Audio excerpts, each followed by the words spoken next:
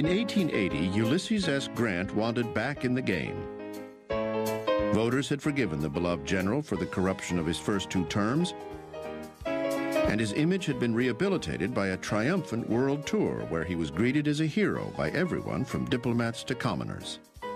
So he tried to get his party's nomination, but instead, another Ohio general, James Garfield, emerged at the Republican convention. It was he, not Grant, who won the nomination and then the presidency. Number 20, James A. Garfield, Republican, 1881, 49 years old, from Ohio. He was the first former college president and only preacher to hold the office.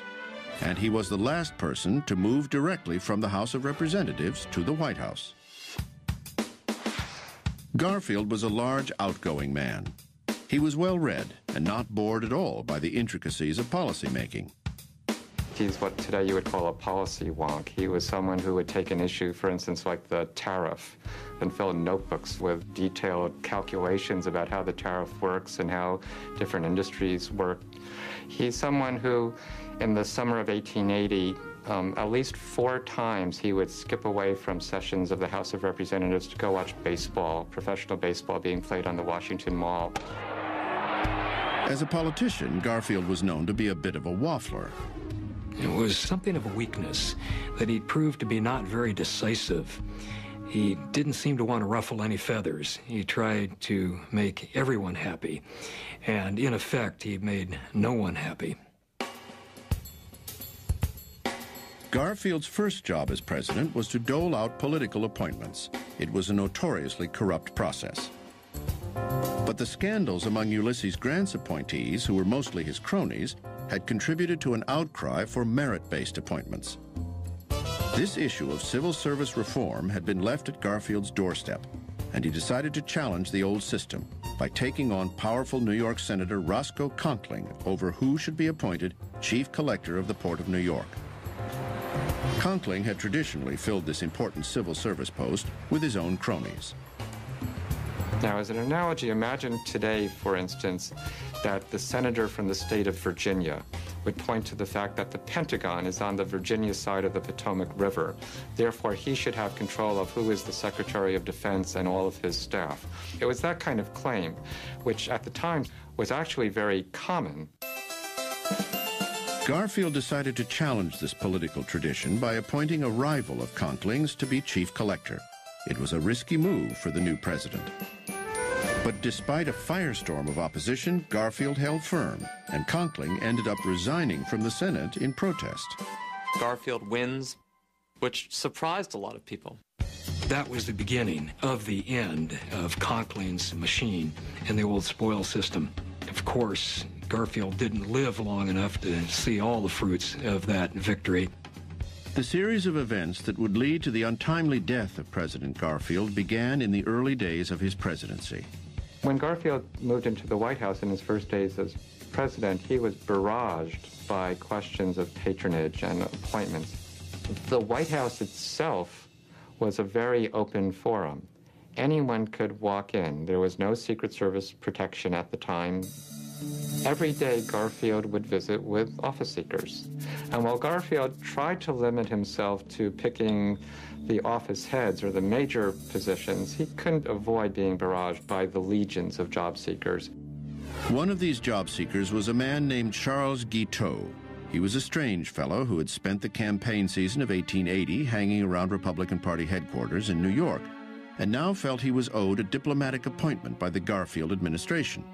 He identified himself strongly with a faction of the party called the Stalwarts, which included Senator Conkling and Garfield's vice president, Chester A. Arthur.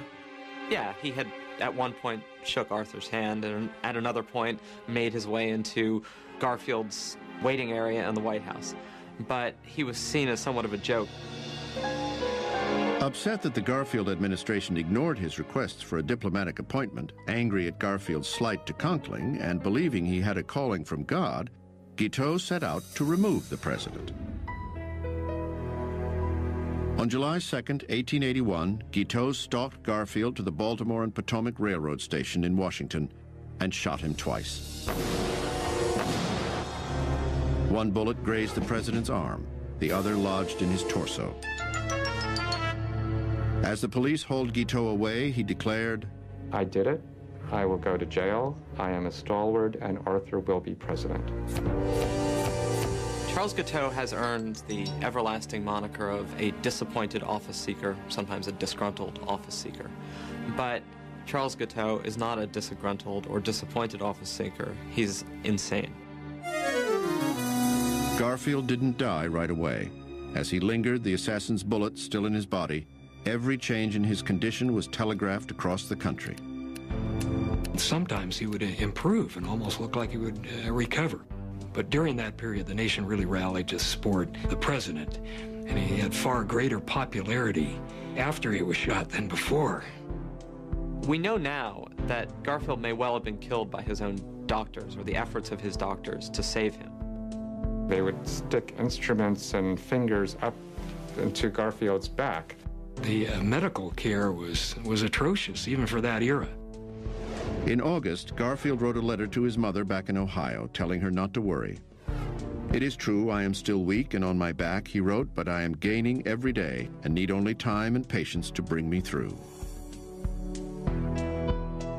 On September 19th, 79 days after being shot and only 6 months after taking office, the president died.